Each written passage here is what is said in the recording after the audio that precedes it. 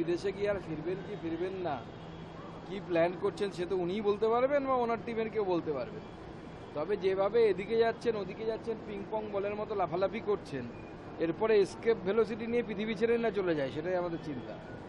आई treatment अगर करना है तो आपका टीएमसी का बना हुआ सुपर स्पेशलिटी हॉस्पिटल में अगर कॉन्फिडेंस नहीं है, एक बेड में 2 पेशेंट 3 पेशेंट रहता है।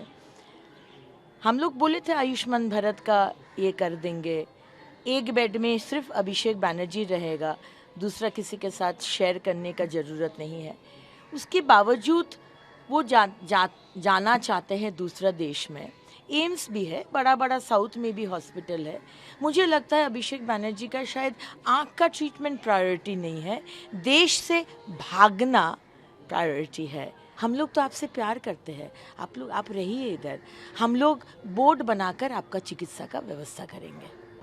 মুখ্যমন্ত্রী এবং প্রধানমন্ত্রী দুটো সাংবিধানিক পদ, এই সাংবিধানিক পদে থাকা ব্যক্তিদের সাথে অন্য রাজ্যের মুখ্যমন্ত্রীরাও এসে দেখা করেন, যারা বিশেষ করে প্রধানমন্ত্রীর সাথে যারা অন্য রাজনৈতিক দলে, মুখ্যমন্ত্রীর সাথে স্বাভাবিকভাবে অন্য দলের বিধায়করাও দেখা করবেন, এটাই স্বাভাবিক। আমাদের রাজ্যে এই নিদর্শন নেই, সেই জন্য আমাদের মনে হচ্ছে আর নতুন কিছু হয়ে গেল, মাথায় বাজ ভেঙে পড়লো।